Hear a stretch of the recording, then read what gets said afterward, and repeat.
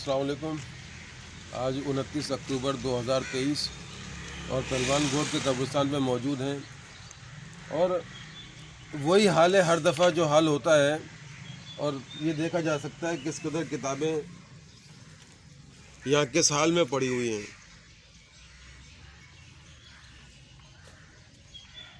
وہاں سے بھی دکھا دیں۔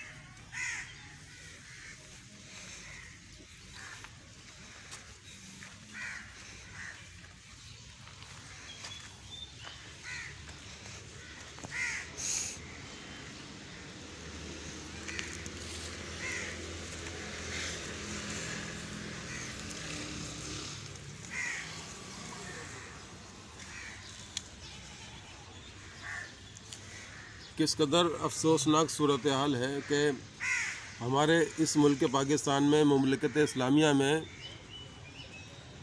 ایک مشتبہ بیگ، کوئی مشکوک شدہ کوئی بیگ بھی اگر نظر آ جائے تو اس پر قانون سازی ہے، لیکن اللہ کے کلام کے لیے کوئی قانون سازی نہیں، کوئی بات نہیں ہے، کوئی حکمت عملی اس پر نہیں ہے۔ مشتبہ بیگ سے جان کا خطرہ ہے، مگر اس سے ایمان کا خطرہ ہے۔ جان کے لیے تو ساری کوششیں ہم نے کر لیں، لیکن ایمان کے لیے بھی کچھ ہے ہمارے پاس۔ میرا یہ سوال ہے امت مسلمہ کے مذہبی پیشواؤں سے اور سرکاری افسران سے، اس وقت حکومت پاکستان، کیا اس پر کوئی بات نہیں ہو سکتی؟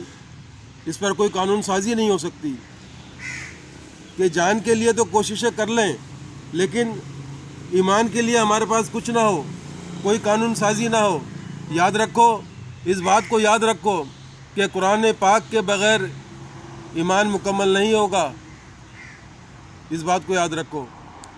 میری اپیل ہے، اس ویڈیو کو دیکھنے والے بھائیوں سے میری اپیل ہے کہ اس ویڈیو کو اتنا شیئر کریں کہ اعلیٰ حکام تک جائے، قانون نافذ کرنے والے اداروں تک جائے، وکلاء تک جائے اور ججز تک جائے، اور اس پر کوئی بات ہو سکے۔ کمالی خدمتگار کی یہ اپیل ہے، خدا را اس ویڈیو کو ضرور آگے پہنچا دیں جتنا ہو سکے، کہ یہ ساری کوششیں ایمان کے لیے ہو رہی ہیں، اللہ کے کلام کے لیے یہ ساری کوششیں ہو رہی ہیں۔